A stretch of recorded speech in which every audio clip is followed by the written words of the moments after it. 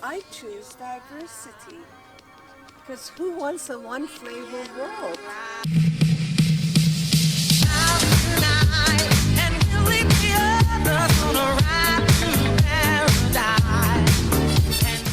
Well, we're back for episode 4 of Panacea9 by Gloria Y. Again, if you haven't watched the first 3 episodes, please go back and watch it because, watching them one by one sort of gives you the bigger context of what we're doing here. In any case, whether this is your first time, second, third, or fourth time, welcome to Panacea9. Now, I promise I spoke a lot about myself in the last episode. I'm not going to do that again. I'm going to go back to my storytelling. This is a little different than the first 2 episodes because the stories are not mythical, but rather historical. I'm going to go right into it. Once upon a time, in the very beginning, humans lived in small groups, wandering the land in search of food and of course, shelter.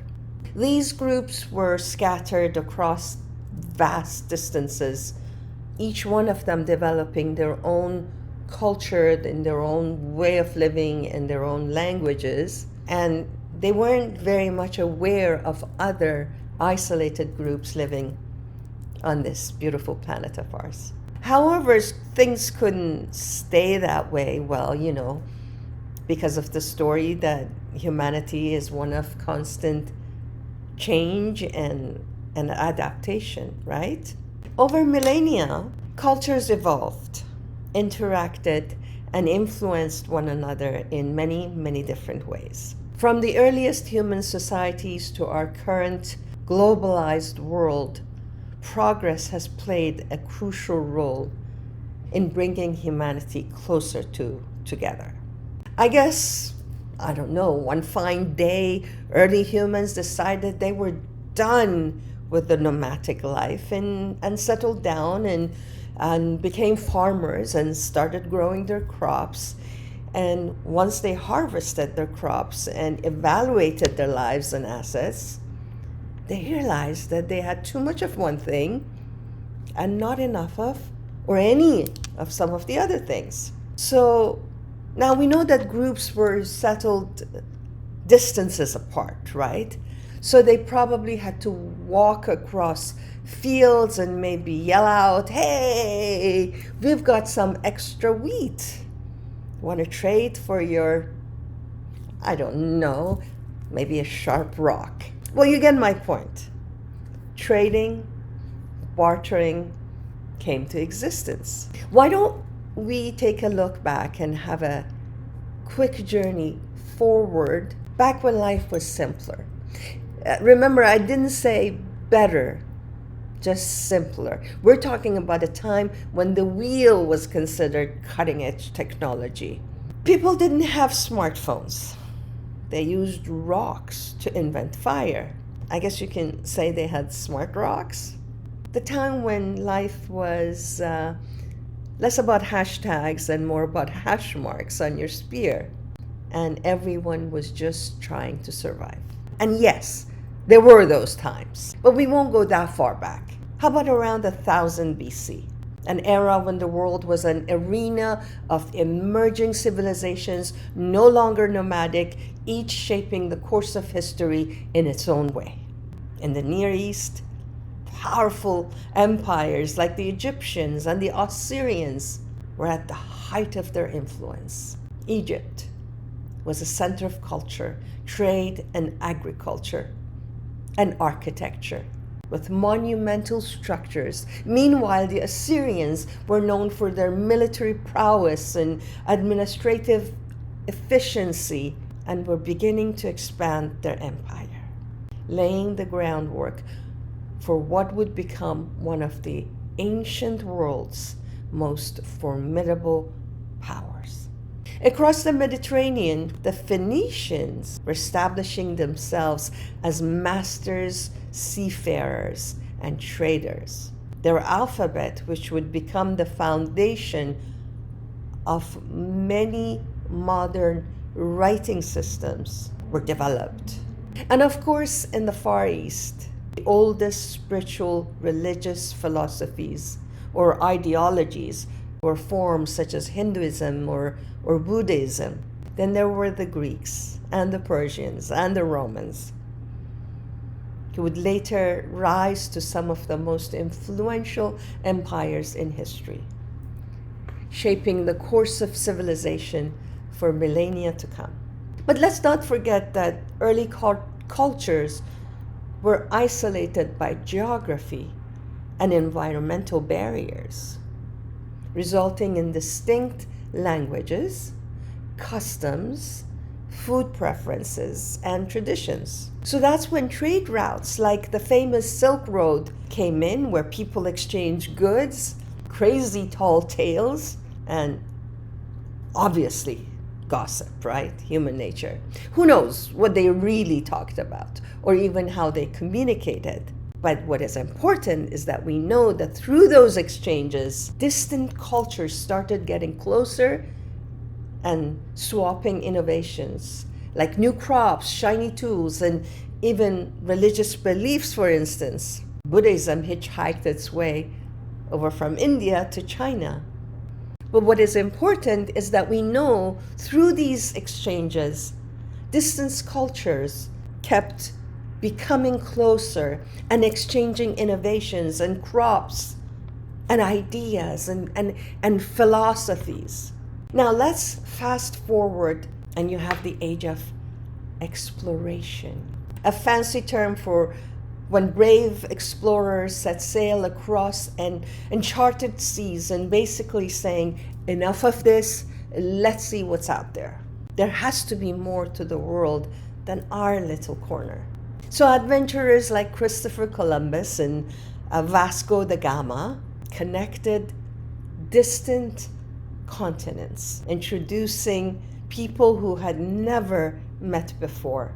This era became known as the Columbian Exchange and saw some pretty wild swaps ever. Potatoes, for example, from Americas to Europe. What a sensation it brought. The Americas was home to a rich plateau of indigenous cultures and civilizations long before European contact. The Americas were inhabited by diverse groups of people for thousands and thousands of years before Columbus lost his way to India and arrived. These indigenous people developed complex societies with their own languages, cultures, and systems of governance. And still long before Columbus, Viking explorers had reached parts of North America, specifically what is now Newfoundland in Canada. But their arrival did not lead to permanent colonization the way the Europeans' arrival did. Anyway, moving on, how about the Industrial Revolution? I would say the latter part of the 18th century and the earlier part of the 19th century, a time of epic change. Newfangled machines and factories popped up everywhere, and people swarmed to cities looking for work, much like hipsters to a new coffee shop downtown Toronto, but without their MacBooks and iPads, of course. These bustling cities turned into cultural soup pots where different traditions mixed and mingled. Gadgets like the telegraph and telephone made it possible to gossip instantly over long distances. New modes of communication contributed to shrinking the world down to a global village where everyone knew everyone's business. And all of this still before the hashtag era, believe it or not. So come on, Gen Z. There was technology before the iPhone. It was perhaps the start of progress as we know it, the Industrial Revolution, I mean. Movements like the American Civil War and the end of an unimaginable atrocity, a brutally twisted phenomena called slavery. The mere mention of the world fills me with the shame of it as a human being. An atrocious phenomena that sadly existed and will forever be a mark of shame on the face of humanity. I can speak on this subject for hours on end, but we'll move on to the 20th century. Goodness gracious, this century brought both calamity and comedy in a dark sort of way. 2 world wars reminded everyone that peace and cooperation are perhaps better than blowing each other up. Seriously though, the 20th century was marked by significant events that reshaped global cultural landscape. All the technological advancements of the era only proved traumatic as more and more innocent humans were massacred and cities were burnt down. It boggles my mind how there was so much advancement and so much destruction all in 1 century. Was it a price we had to pay to move forward towards a more solid understanding of the oneness of humanity? Did we learn anything from the brutal adversity that was the Holocaust? My tongue cannot bear to express the pain and the shame I feel for knowledge of the existence of such barbarity. Notwithstanding, though, the ordeal led to greater international cooperation in the aftermath of those wars. The establishment of the United Nations aimed to foster peace and unity amongst nations, promoting human rights and cultural and religious understanding. Countries came together from the United Nations, a global clubhouse dedicated to peace, understanding, and the occasional heated argument over who gets to sit where. You can take human beings out of battlefields, but you can't take battle out of human beings. Many nations in Africa, Asia, and the Caribbean waved goodbye to European colonial powers, shouting, "Bye-bye, so long, and thanks for all the tea, but it's time to let us be." Come on now, get out. Let us be. These newly independent countries began to celebrate their unique cultures, mixing old traditions with fresh, funky influences. Movements for civil rights and equality echoed around the globe, uniting people in their quest for justice. And then came the digital age, flipping the world upside down yet again. The innovation of the internet allowed people from all corners of the earth to connect instantly, turning the planet into what you may call one giant chat room, fireside, debate table, fashion show, gathering, etc., whatever you want to name it. Social media, video calls, and many apps made it easy to share cultures, ideas, and of course, even pictures of your dinner plate. Music, movies, and fashion from one part of the world became viral hits everywhere, creating a vibrant global culture that was one part innovation and some part confusion. Why confusion, you ask? Why? Because us human beings can never be satisfied.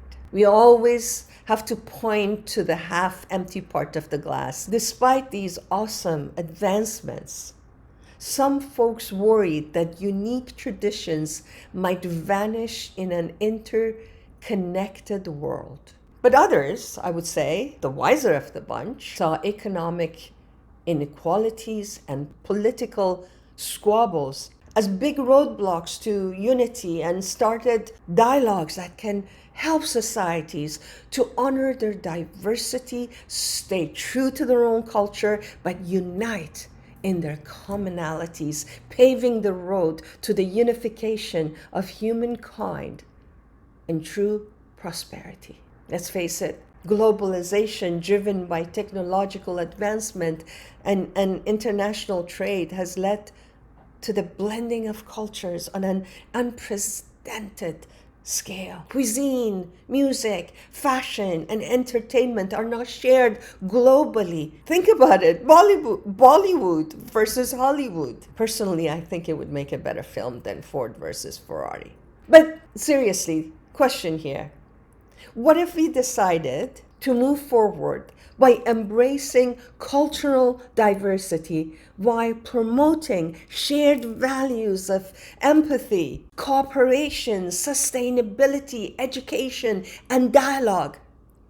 Why not celebrate both our differences as well as our commonalities? Can the future be brighter? I think so.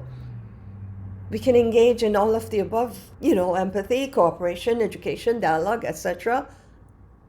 Hopefully with a side of laughter. God loves laughter.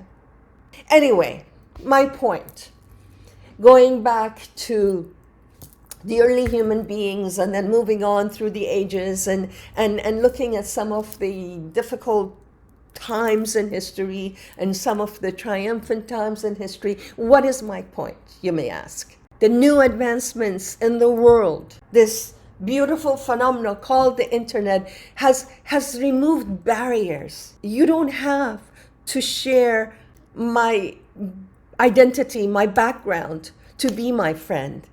We don't have to have the same sort of passport to be close to each other, to share ideas, to learn from each other, to love one another.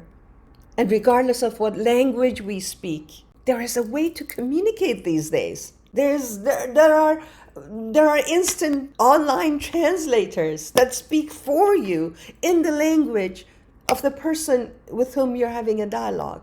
Anyway, I hope you'll tune back in next week, because it's not going to be just me next week. It'll be much more interesting. We are going to have a panel of two beautiful, intelligent, educated, well-informed women who are well-traveled and are familiar with so many of the issues that the world is dealing with right now. We're going to have a great conversation with them. Please join us again next week. And please, if you haven't done so already, subscribe to our YouTube channel and follow us across the social media platforms.